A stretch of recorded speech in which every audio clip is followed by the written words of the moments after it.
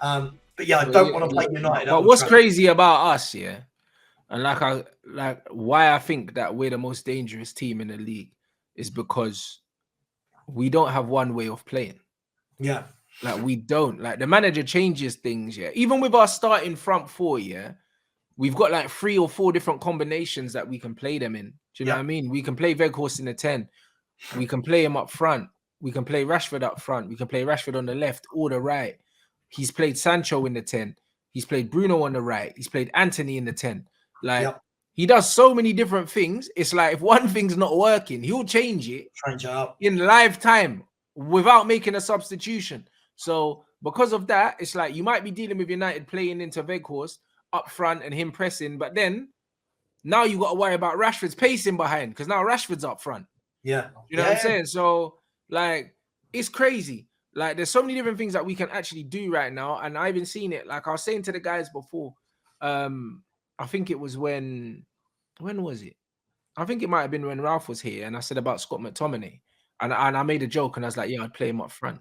And people were laughing at me, yeah, but it's like, Scott is one of the best strikers of the ball at this club. Like, if you actually watch him play, yeah, he's not good at a lot of things, but the guy can fucking shoot, innit? Like, when he hits the ball, it stays hit. You know what I mean? And then I see the manager start to use him up front now and start to use him kind of like in this false 10 position where, like, he's almost like a second striker, and it works, bro. Do you know what I mean? You just need to look at players' skill sets, yeah, and try things. Like, that's all you need to do. Like, I seen him play Lindelof in the 6. He plays Sancho in the 10. This manager has tried so many different things with players that he didn't buy. Do you know what I mean? So it's not like he's bringing in these players to do these roles. He didn't buy Sancho. He didn't buy Lindelof. He didn't buy McTominay. You know what I mean? And he's trying them in different positions to see what works, innit? And you can see that he doesn't just sit there and think, oh, you know what? We've got one way to play. If that don't work, we're fucked. Whereas that's kind of what City do right now. That's kind of what Arsenal do. Do you know what I mean? That's definitely what Tottenham do. 5 at the back, no matter what. Do you know what I mean? It's like we've got so many unpredictability. One bag of goal, bro. It's Luke Shaw centre back as well in a 4. A lot of people thought that Luke Shaw couldn't play centre back in a 4. He played centre back in a 3 before for, was it Ralph or was it Ollie? I can't remember. And he played amazingly well. And someone said to me, "Oh, I don't think he can play centre back in a 4." I said, "Why not?" And they'd be like, "Oh, he's too small," but he's bigger than Lissandro. Yeah. It's. I think the key thing here is it's unpredictable for the opposition, right? You know, for example, when I see Weghorst dropping deep, like into a kind of number 10 position, none of the opponents would have planned for that. Do you know what I mean? None of them. I didn't fucking plan for it, bruv. When he done it, I thought, "What the hell is he doing?" Exactly. But this is the thing. Other clubs, like we are one of those clubs where we're very predictable. You know, we are very predictable. It's going to be Son from the left, Kudu from the right, Kane through the middle. It doesn't change, right? That is how it is. If a team figures it out, like teams have this year, we don't do anything. If teams don't figure it out, we win. But the thing is, what we're doing with Weghorst, you could do with Harry Kane. Yeah. They're both not that mobile. Like, they could easily drop Kane into the 10 and play Richarlison up front. Yep. Similar to what we're doing with Rashford and Weghorst. But your manager won't try that. Do you know what I mean? Whereas our manager would. Yeah, I agree. Look, you know, you've got to change things. You've always got to be nimble. You've got to be on your toes. You've got to be able to mix things up. Look, if I'm a fullback playing against Man United, and for the first half I've got, you know, or for 20 minutes I've got Anthony running at me, and I think, oh, that's all right, I figured him out. And then 20 minutes into the game, Ten Hag swaps him and Rashford, and you're like, oh, hang on, I've been showing Anthony on the outside. Now all of a sudden, everything Rashford's doing is cutting in. You make the defender think, right? And I don't think managers do this enough. Like, I've seen it for years. A winger will not get past his fullback once, but you just keep letting him try. And I'm thinking, mix it up. He's clearly not got the beating of his man. Either take him off, put him to the other side, you know, try things out. So, listen, I've said to you before, I'm madly jealous of you having Ten Hag.